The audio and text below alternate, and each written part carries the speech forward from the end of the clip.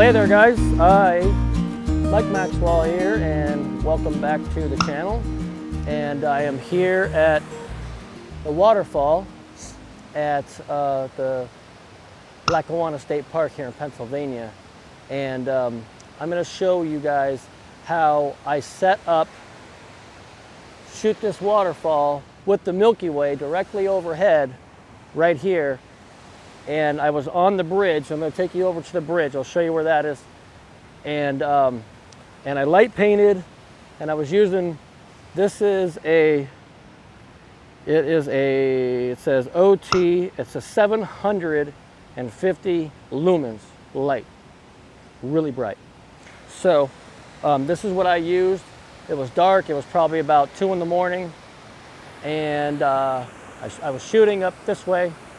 The Milky Way was just dropping right directly over the top of the waterfall. And so I took a bunch of shots of the Milky Way and I stacked them in Sequator. And then of course then I do a foreground, and I do that a little bit different. So I'll show you my raw shots so you can see what they look like before I stack it, so then you can understand, because we are in a very, very bright light pollution. I mean, Scranton is just probably only 10 miles down the road, and it's really bright. So it's the light pollution here, when you look at it on the map, we are in like the yellow. So most people say you can't shoot the Milky Way in the yellow, but I beg to differ because I do it all the time. So let me take you over to where I shot this and show you how I did it. Let's go.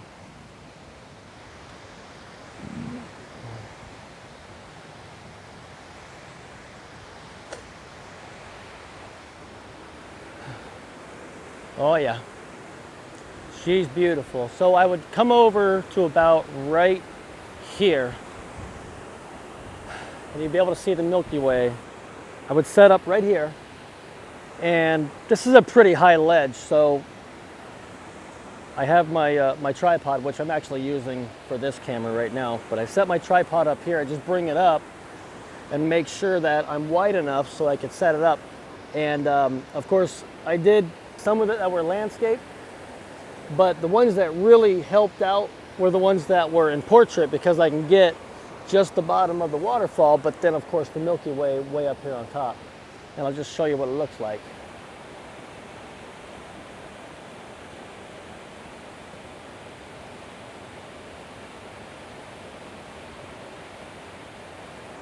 Grab about 15 or 20 shots at, I think it was my normal is 6400 ISO, wide open at f4, because that's all I can get on my 28 to 105 is f4. Of course 28 mil, and I would shoot horizontal or vertical, and about somewhere around 15 to 20 shots of the sky. I have to do that much because I'm in such a high light pollution area. And so that way then I can use all those shots. It'll actually help cut the light pollution out, and you can really see what it is. So I grab those shots, and then I would run the foreground using my flashlight. Like I said, I have this, and then of course I would go off to the side over here. I never shoot directly from right here. The only time I would shoot directly from behind the camera is just so that way I can get my composition right. But that photo I won't use. I'll actually go over to the side, and then what I did was I took my flashlight and I shot up against the wall, and this flashlight gets out pretty far. I would shoot the one up against the wall, then I would shoot one with the light on the waterfall, and then on the dam up there, and that's what I would do. And those were my foreground shots, and then of course I'll blend those in Photoshop after I have ran them through the Lightroom. So that's it. It's a beautiful area, and I just love coming out to places like this. Of course, it's when I'm out here, it's like 2 o'clock in the morning. Of course, now it's getting where the Milky Way is directly overhead at about 10 p.m. But the one thing you got to be careful of is the animals out here, because there's bears, there's probably like mountain lions or bobcats and stuff. A lot of deer.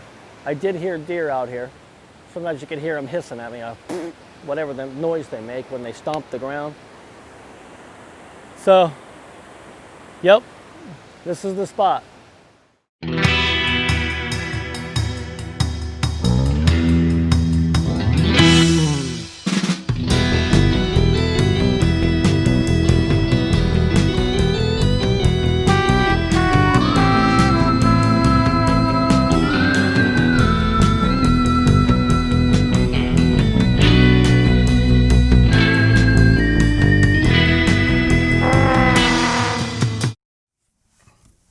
All right, guys, we're back in the studio now, and it's a different day, different shirt. So just in case you're wondering if I just went right from the waterfall right to here, I didn't. I was going to do that. That was yesterday.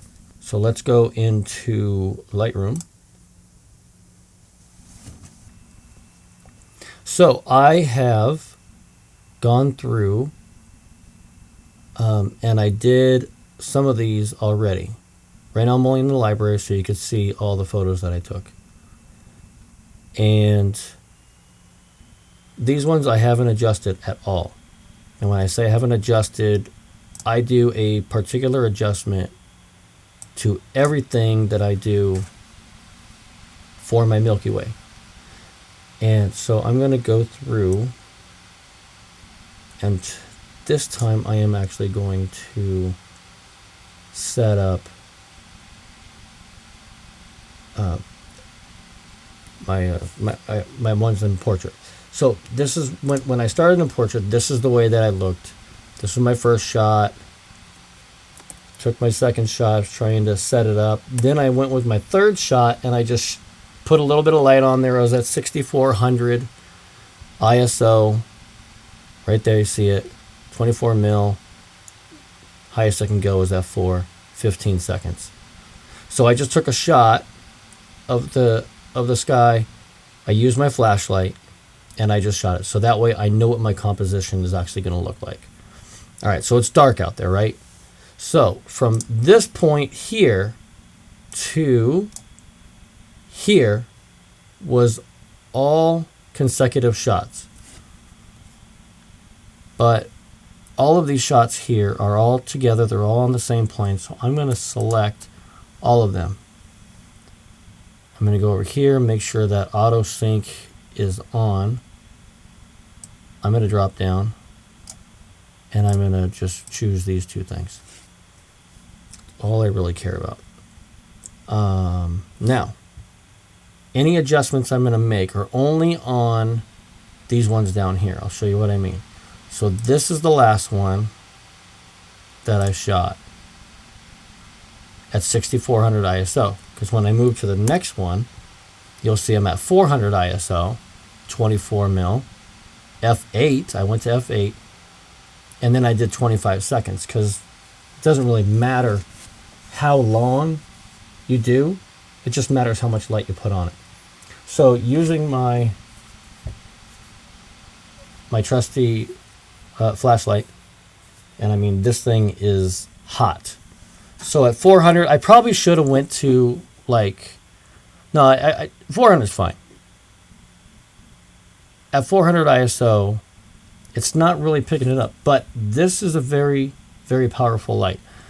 On a couple of these other ones, if I would have set my light up here a little bit longer, it would have given me a little more light. But this is going to be fine because it was dark. It's nighttime. So I'm light painting these things for 25 seconds.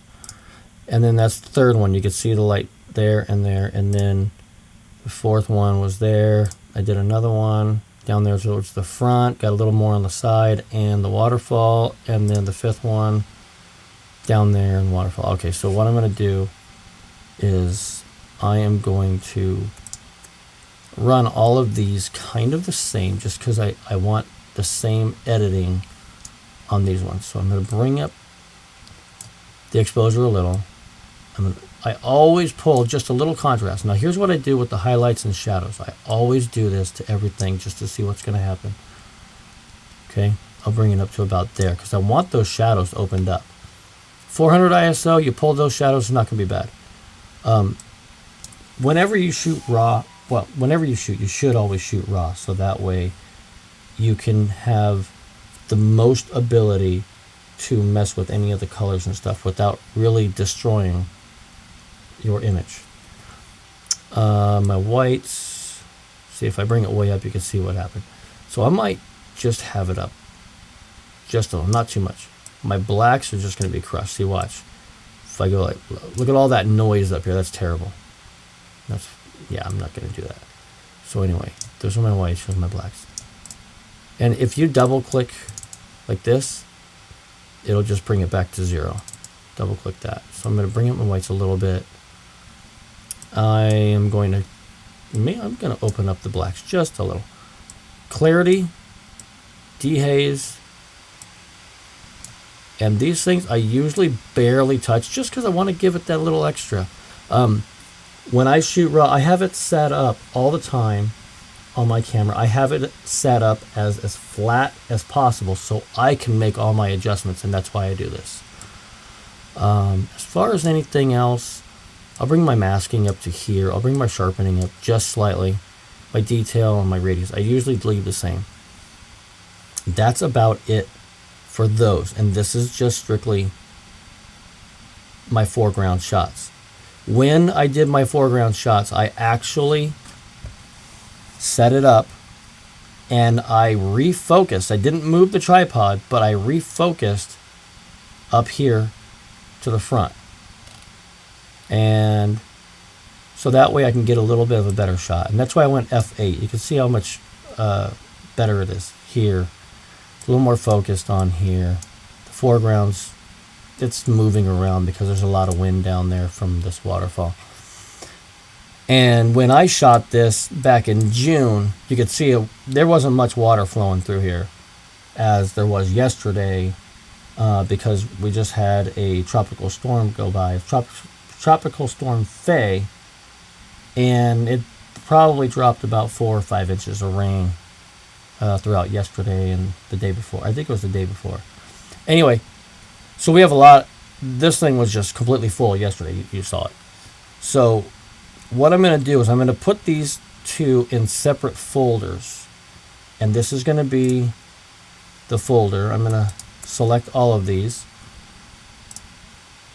And then now I don't make any adjustments to these things right now because I'm in such high light pollution. If I start making adjustments, it's really gonna tear up these things.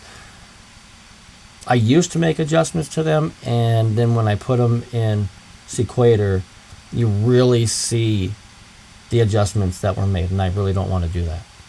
I'll show you. All right, so we're gonna export these. I always put LR for Lightroom. But I'm going to make this as a TIFF.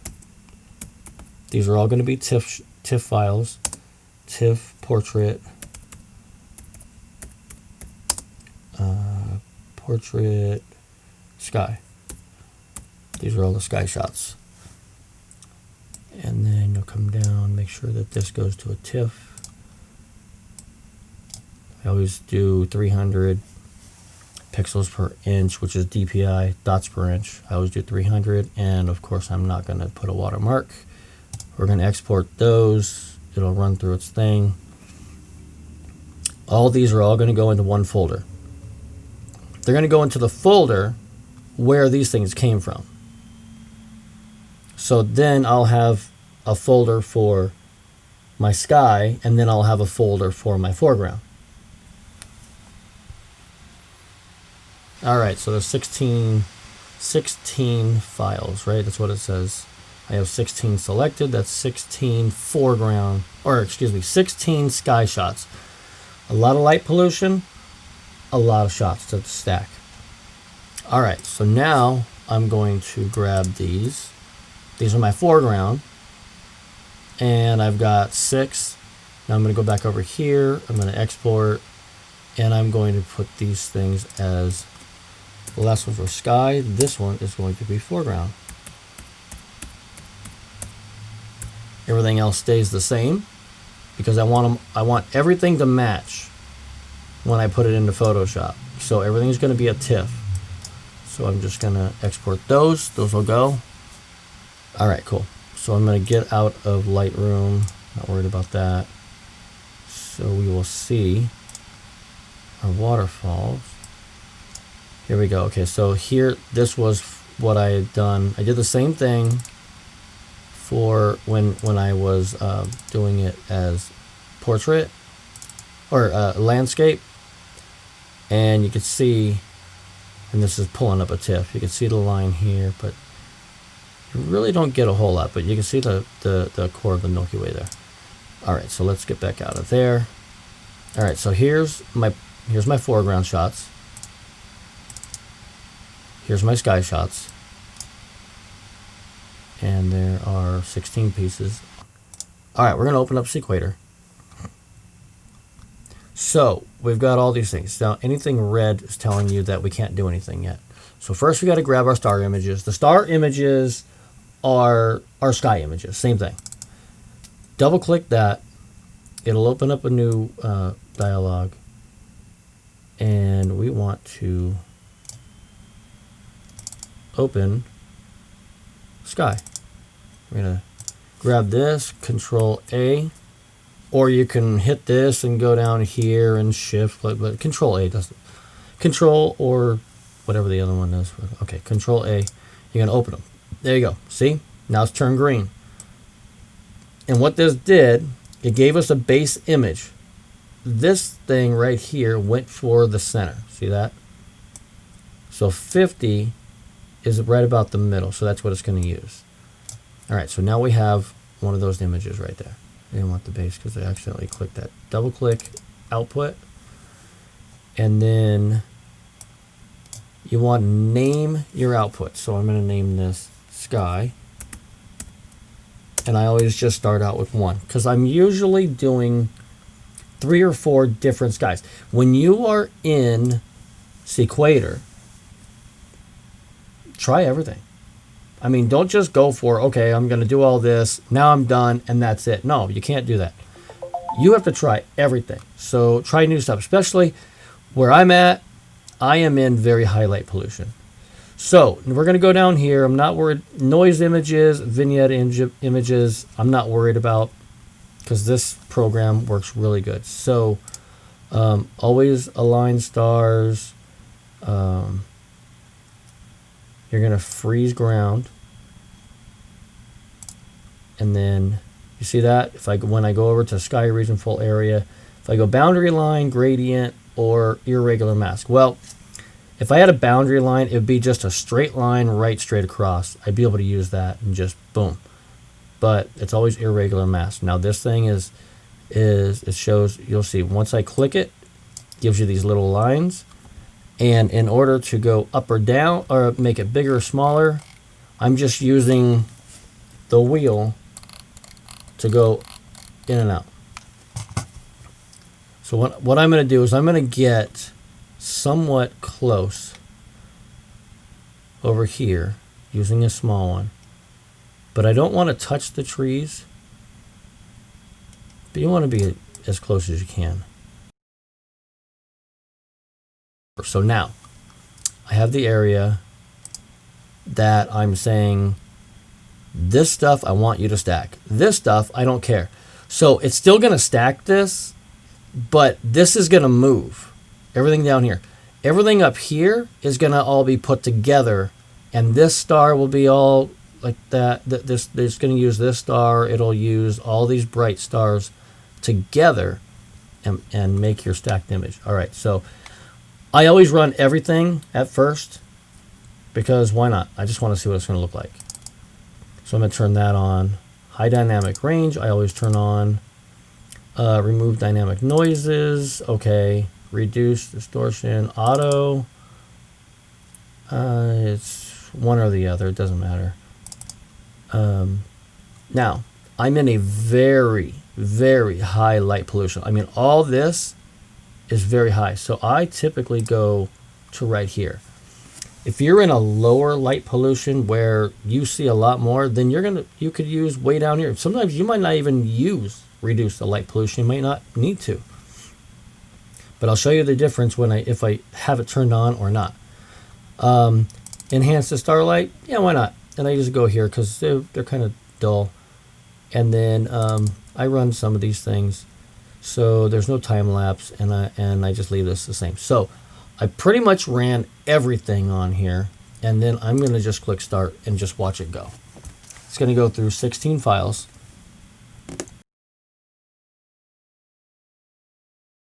Going to tell me? There it is. All right, there you go. And there's, now see, there's still light pollution down here, but look what it did. Look at this. That's beautiful. Now we are in very, very high light pollution, and look at how beautiful this is. Look at all the colors. Now the core, well, no, I think this is the core, but you know, the little X or whatever is just below the horizon. It's fine, I don't care. So what I do now is I go back. Look at that. You can actually see a power line right there. Crazy. So I will go back, and I'm going to make a number 2.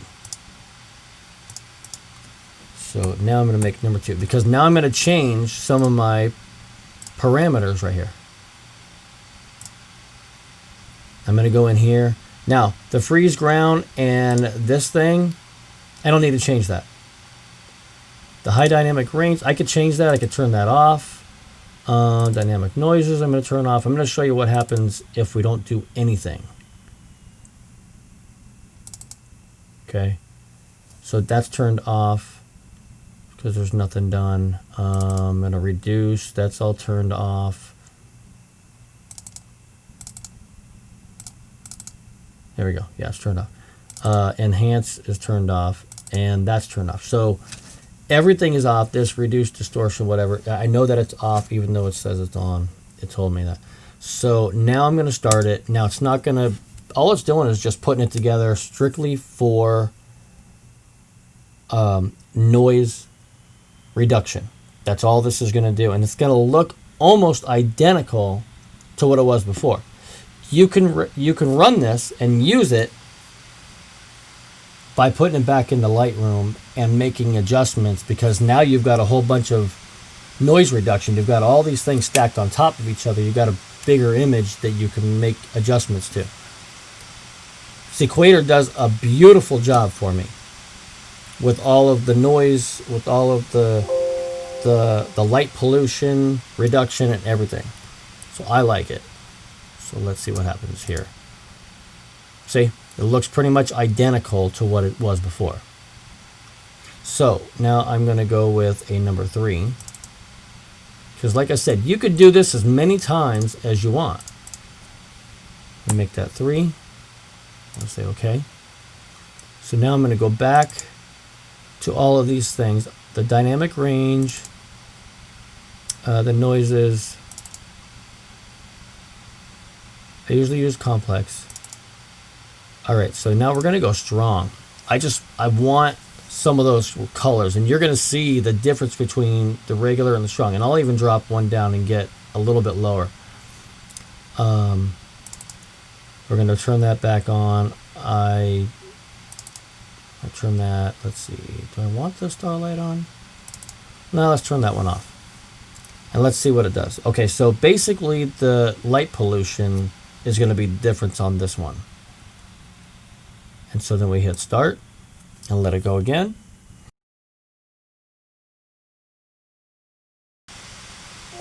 All right, here we go. Let's see what it did. Okay, so without the enhanced starlight, you lose some of the starlights. But I went with the huge light pollution, and now you can see the colors. A lot of the stuff is kind of fade away because now it's really working hard to get rid of the light pollution, and even some of the cloud from the Milky Way is going to be part of that light pollution just because it's part of the image. So that's why it looks so dark now. And so I want to do one more, and I'm going to change the light pollution to that almost like a middle. So here I'm going to make a number 4. Come on.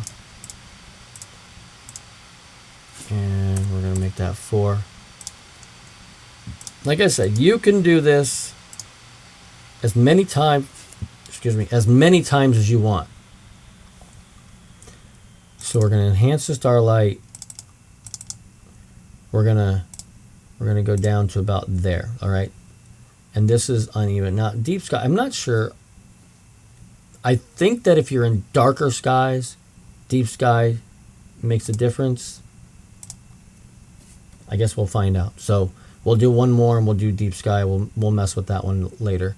All right, so let's run that.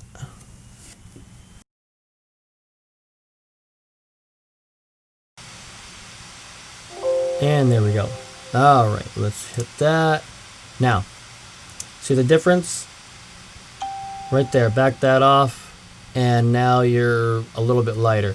So what I'm gonna do is I'm going to use this one, and then I'll go with like that number 2, which was, let's see, was it number 1 or no, I think it was number 1. And I'll probably like use the mask and I'll bring all this stuff in, and it's going to enhance my Milky Way shot, because this looks more realistic. But then I'm just gonna, like I said, I'm gonna enhance some of this Milky Way and stuff like that.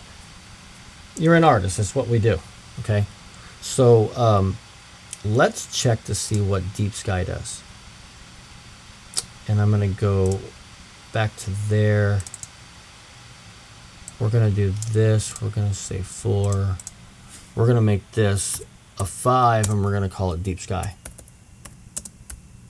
just so we know what we did with it. We're going to say, okay. Come on. Okay. So everything is the same except for deep sky. I just want to see what it's going to do. Yes, we're going to skip through all of this because this is absolutely boring and takes a lot of time. Okay. So, see, 34 seconds.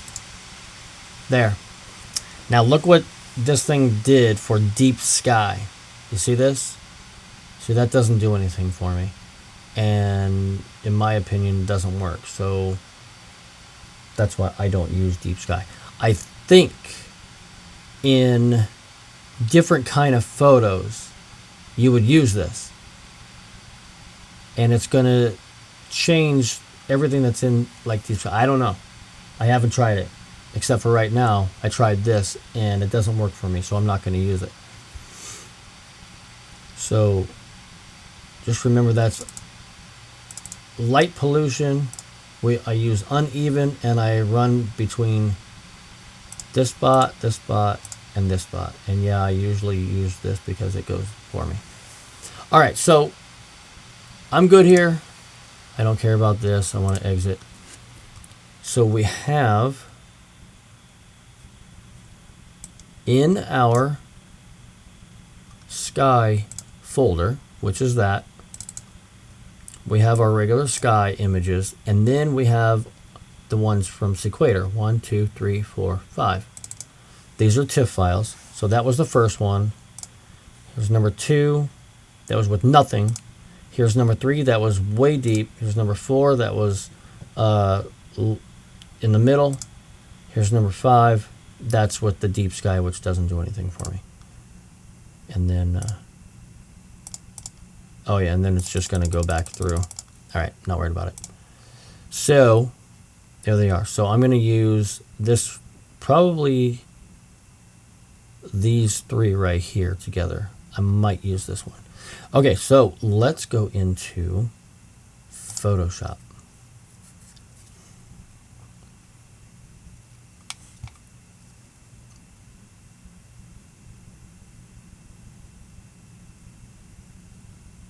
But I just realized that my screen is really dirty and I have nothing to clean it with. Okay, let's go to scripts. We're going to load files into a stack. I'm going to go find my files by hitting browse. And then I am going to look for them. What did I put them in here? I think I did. Yeah. This should be, oh, here we go. Now, the ones that I'm going to load into a stack are the foreground, because I want to stack all of these. So I'm going to grab these, I'm going to Control A to get them all, and I'm going to get them. There they are. I'm going to click OK, and it's going to load them all up for me. Let this thing go through its thing.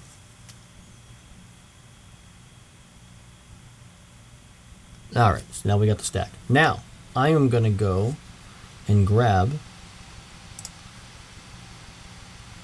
these ones. Except for that. Really?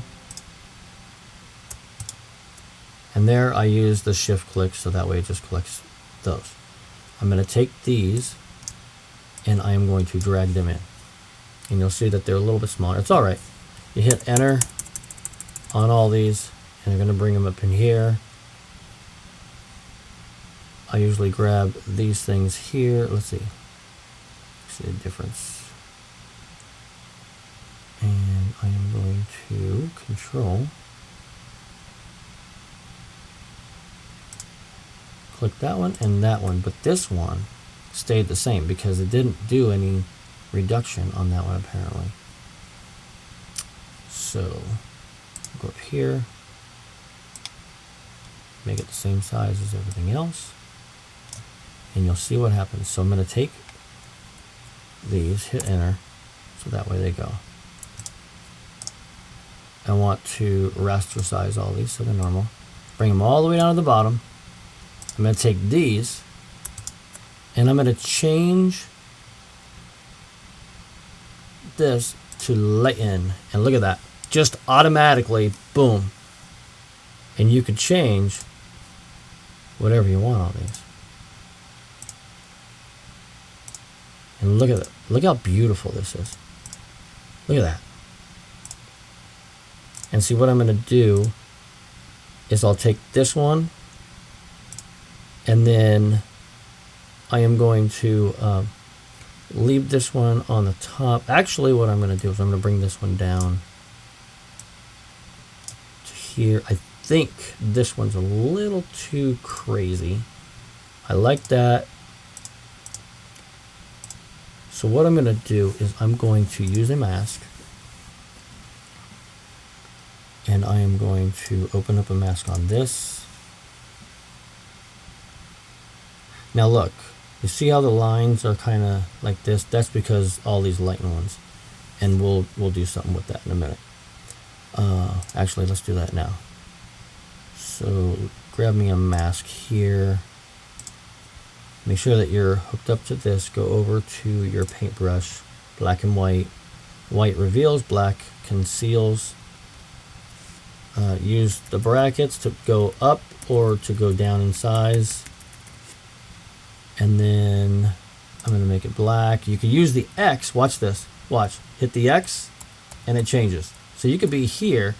Let's say we do some of this and then I hit the X and then I'm going to go back. Do you see that? See how it like hooks up there? Watch. I'll show you what I mean.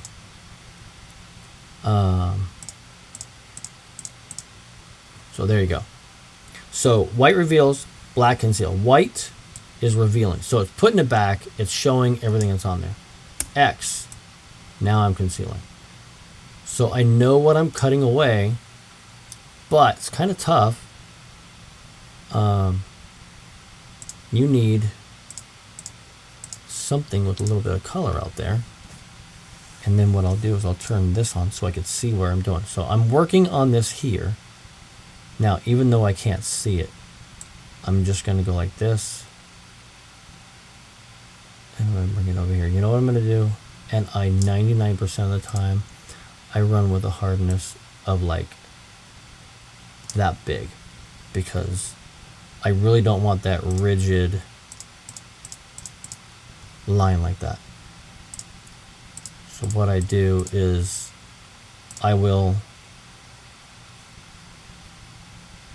I'll go back to here and then I'll kind of go over this and I'll restart. Now I went there Now I'm going to restart with this. I'm going to come over here. I'm going to X. So now I'm going to go here like this. Because see, there's still light pollution out there. And then I'm just going to make sure that everything in here is good. Now I know I have this line. I can undo these. I have that bottom line. Just want to make sure everything in here is clean. You see how that's feathered right there? That's what I want. So we're going to open these. And we're going to take this. We're going to Alt-click and drag up. Do it again. Alt-click, drag, and let go. Alt-click, drag, let go. Alt-click, drag, and Alt-click, drag. And there we go. And now we have that. Now see, that little line's gone. And now look at this. Look how beautiful that is, because I know that I have light pollution out there. I don't care that there's that little line right there, that little bit. When you're in darker skies, you're not going to have that line. You're not going to worry about that. So now I know that, see, there's a lot more light pollution on this. So what I'm going to do is I'm going to use this, and I'm going to bring this over here. Now I'm going to work on this here, and I can just kind of, you know, see, I don't want that. So what I want to do is I'm going to actually make this first thing here. Back to this. This is all above. It's all these things. Everything that's under here is up here. And I'm just working on the sky. So it doesn't matter. Even if I make all this black, it doesn't matter. It ain't going to do anything to me. Okay? Doesn't matter. Because all I care about is this. And that's all that is seen. Because all the black here is what is not showing. Which is in these ones. Which means that this has to be seen. So these will be white. And I'll show you what I mean. Like that. See? See what I mean? Everything's white. It's opposite of that. There you go. So, what I'm going to do is I'm going to give me back. So this is the top.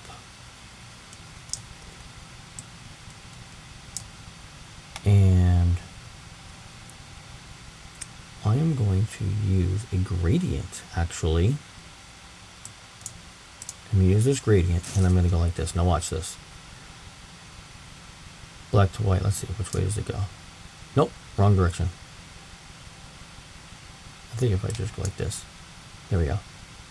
Now, what I did was I used the gradient, and it gave me the gradient, so it shows, and still has that light pollution down here. So now I can work on this if I want to. You could do this any way you want. You can kind of go like this if you want to. You can go like this if you want to. We can go here. You can go here. Now see, it's whatever you're telling it to do.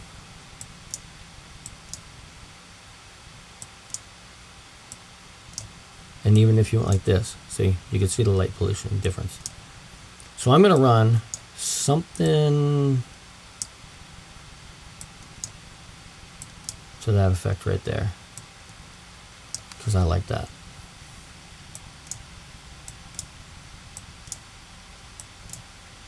All right, good. So you can see the light pollution. This is all Scranton and all that back there. And now I am going to use this area and paint a little bit more of that in, just because that's what I want. All right. Okay. So now that we're in here, this is, you could pretty much save this just as it is. I think it looks pretty cool.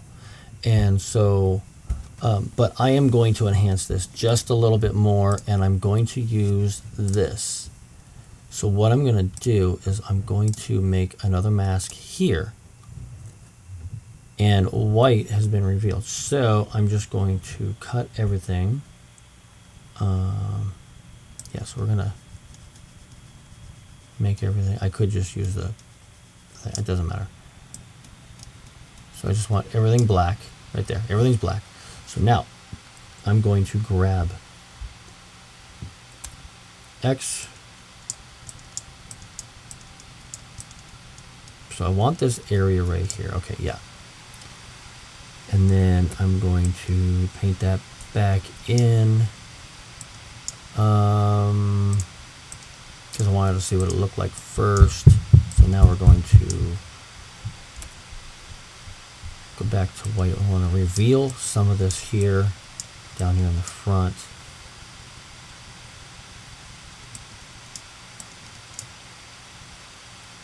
And it's just, it gives it just a little bit more. See, it's just giving it a little more. So now that I've done that, now I'm going to make my adjustment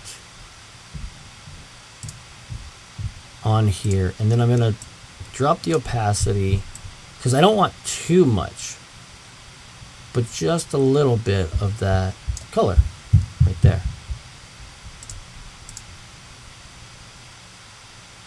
And that's pretty much going to be about it. I like the way that this looks. Like I said, we're in a lot of light pollution, so I have to keep the light pollution on there. It's got to be somewhat real. I mean, it's got to be real. This is it. This is the real deal. If I want to, I could put that back on. I could bring this up here, and I can actually, this was number 2. This was the one that all I did was just stack. And if I wanted to, I can go over here and I can actually make adjustments directly to this particular image,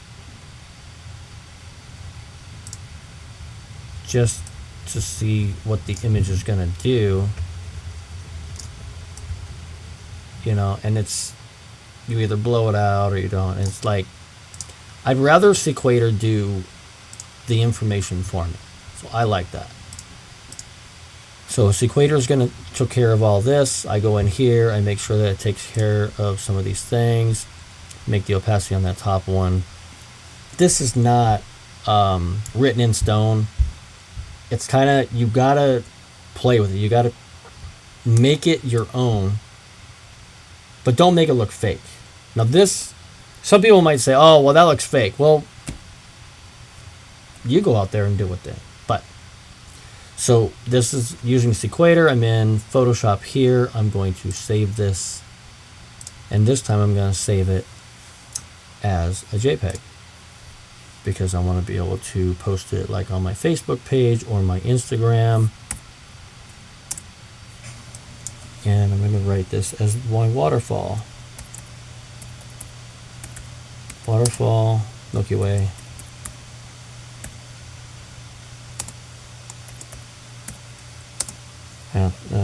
What is it? The state park.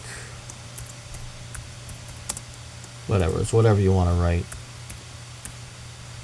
And then I'm going to save that. And this is all in the foreground, so you just got to remember that. I can go out and I can actually put this in the regular. Actually, I will. So I'm going to save this.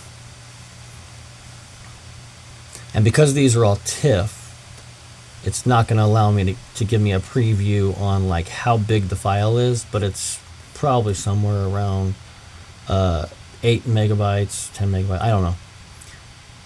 But I'm just going to save it there. Now, anytime I do something like this, I always put my watermark on it just because I have to. Copyright, you know? And in order to make the copyright symbol, it's Alt 0169. There you go. And then just write your name or whatever.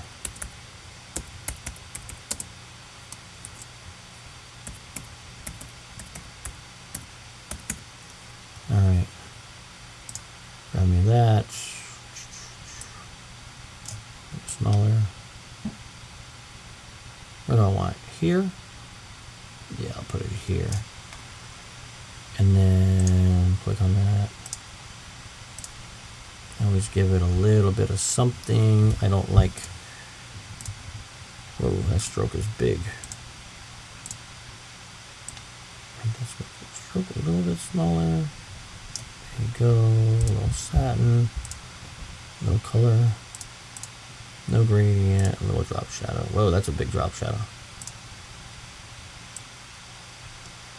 A little bit there.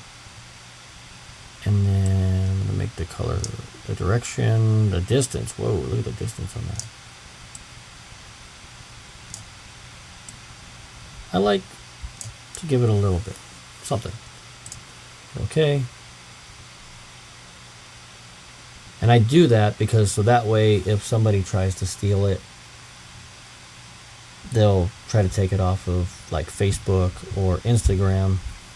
Now Instagram doesn't really like to do up and down shots. They're okay with the other, so I'll have to figure something out with that. I don't care. But anyway, I'm going to save that, and then I'm going to make that one a little bit smaller. JPEG. Same thing. This one, I always put WM for watermark. That way I know. And then I'll always make this one a lot smaller. Because when I'm going to post this, if I post this on something, I don't want it to post a huge file. There's no reason. Because they're going to compress it anyway. So screw it. So there you go. And it's done. So now I'm all finished. I don't care about all this. If I want to come back, I can redo it all over again. So it doesn't matter to me. We'll get out of here. You'll see my 2 shots. Should be down here. There's the shot. And the same one. See? Same thing. And that's my photo. And you could see it. I mean, it was nighttime. It was dark. And I threw some light on here. It's a beautiful shot. That's how I make my adjustments. That's how I shoot my Milky Way shots in heavy light pollution. Get your camera, get a tripod, get out there, go do the shots. Sequator is a free program. Photoshop and Lightroom are not free, but there are other programs that are free, like I think GIMP is free, and you can probably do whatever adjustments, as long as you can make it a TIFF file, TIFF, TIFF file. That's what Sequator reads the best, TIFF file. And just run it, boom, done. And then put it back into GIMP if that's what you're using. So that's my long explanation on how I shoot and edit the Milky Way and how I did this shot at Lackawanna State Park in Pennsylvania in heavy light pollution. All right, so I know it's a very long, very informational. I hope that you got something out of this. If you did, please subscribe to the channel. If you want more, leave me a comment, and I do everything I can to get back to respond to all the comments, because I'm not that big yet, but I'm hoping. So until next time, guys, talk to you later.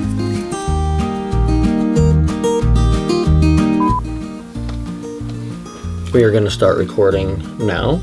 There we go. Recording. Oh, what happened? Did the battery die? I think the battery died. Excellent batteries.